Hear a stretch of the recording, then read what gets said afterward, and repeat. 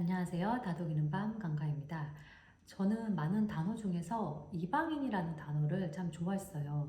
그 이방인 이렇게 봐라 했을 때 느끼는 어떤 이국적인 분위기랄까요? 그런 게 좋아서 좀 이방인의 삶을 동경하기도 했었고, 그래서 여행도 굉장히 많이 했었어요. 근데 막상 제가 진짜 이방인이 되어 보니까 이 이방인이 된다는 것은 굉장히 슬픈 일이더라고요. 나와 생김새가 다르고 또 다른 언어를 쓰는 그 사람들 사이에서 살아야 한다는 것은 생각보다 낭만적이지 않았고, 때로는 고독했고, 때로는 외로웠고, 또 그런 슬럼프가 곧잘 왔었던 것 같아요. 그럴 때마다 저는 바로 이 책, 까미의 이방인을 읽었습니다. 그래서 오늘은 이 까미의 이방인을 함께 읽어볼까 합니다.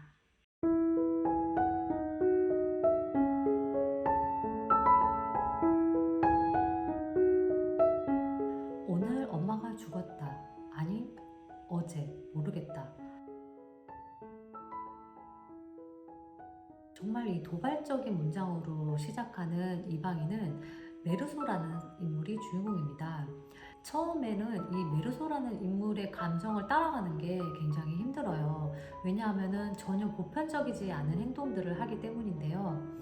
어머니의 장례식인데도 전혀 슬퍼하지 않았고, 장례식이 끝나자 드디어 돗발 벗고 잘 수 있겠다면서 좋아하는 그런 남자입니다. 정말 이 천하의 불효자식이 따로 없는데, 이런 좀 보통의 상식으로는 이해할 수 없는 행동들이 계속해서 이어집니다.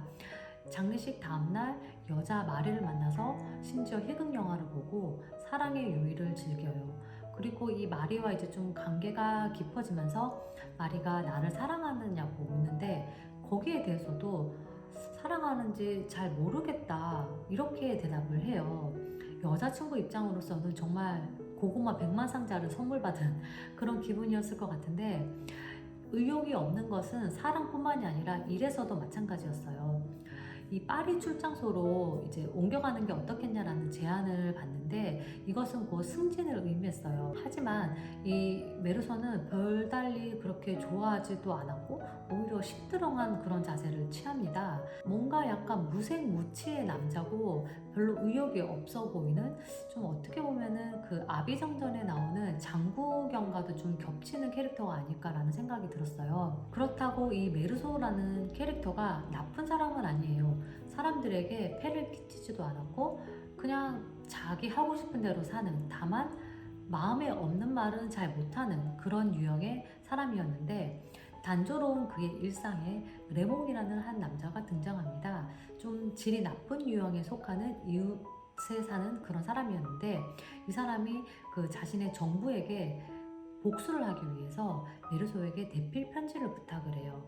이것을 계기로 두 사람이 이제 친해지게 되는데, 그러던 어느 날 이 레몽의 친구가 별장으로 이 사람들을 초대합니다. 그래서 레몽과 또 메르소, 이 여자친구였던 마리가 함께 이제 그 해변으로 여행을 가게 되는데, 여기에서 그 레몽이 복수를 하고자 했었던 그 옛 애인의 오빠와 무리들이 이들을 쫓습니다. 그리고 해변에서 한바탕 싸움이 일어나요. 하지만 이 싸움은 단순한 해프닝으로 끝납니다.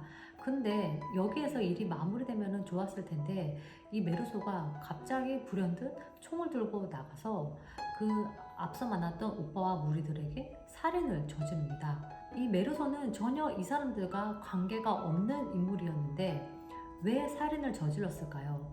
그 이유에 대해서 메르소는 장렬하는 태양과 분위기에 이끌려서라고 이야기합니다.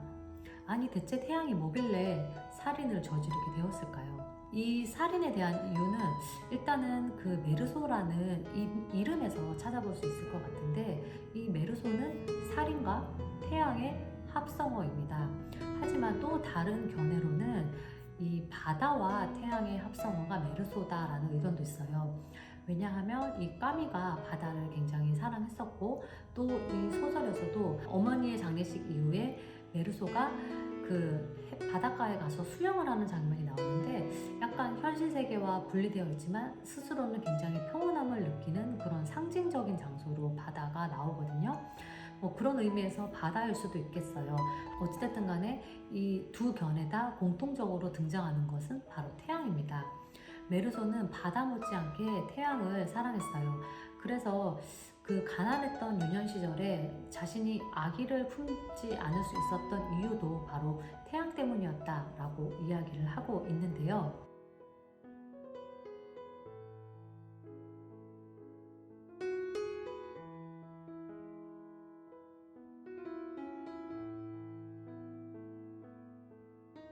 메르소가 살인을 저질렀을 때도 또 어머니 장례식에서도 태양이 등장합니다. 이 태양의 존재로 인해서 죽음이 전혀 우울하거나 두려운 요소로 등장하지 않게 되고요.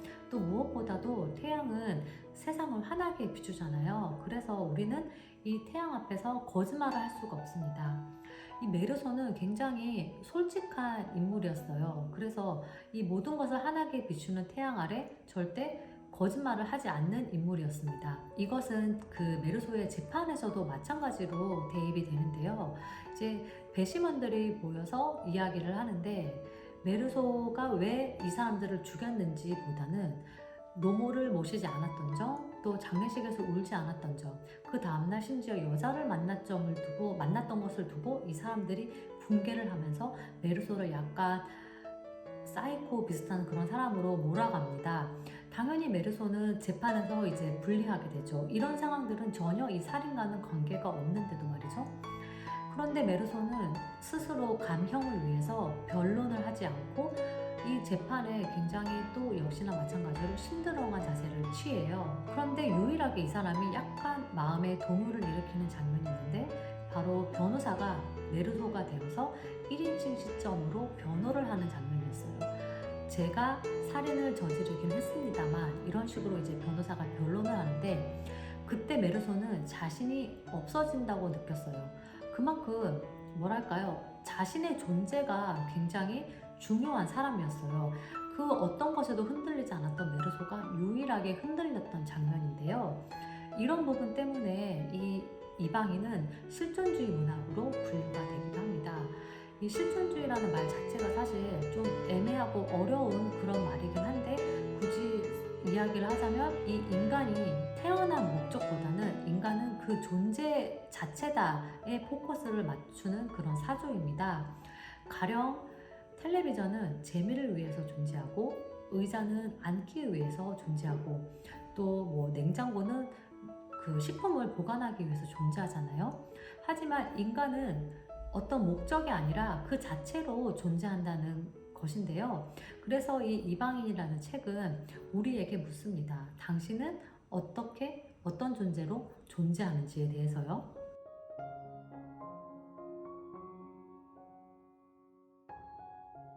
메르소의 이 독백은 알제리에서 온 이방인으로서 치열하게 이방인이라는 작품을 써내려간 까미가 자신에게 하는 말이자 이 사회적 요구와 내적 요구 사이에서 끊임없이 갈등하면서 이방인이 되었다 말았다, 그 이방인의 가면을 썼다 벗었다를 반복하는 이 우리에게 전하는 메시지가 아닐까라는 생각이 듭니다.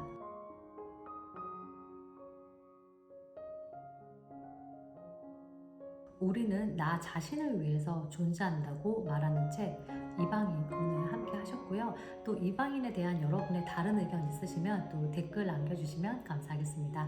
저는 또 다음 주 수요일에 다독이는 책으로 찾아뵙도록 할게요. 추스!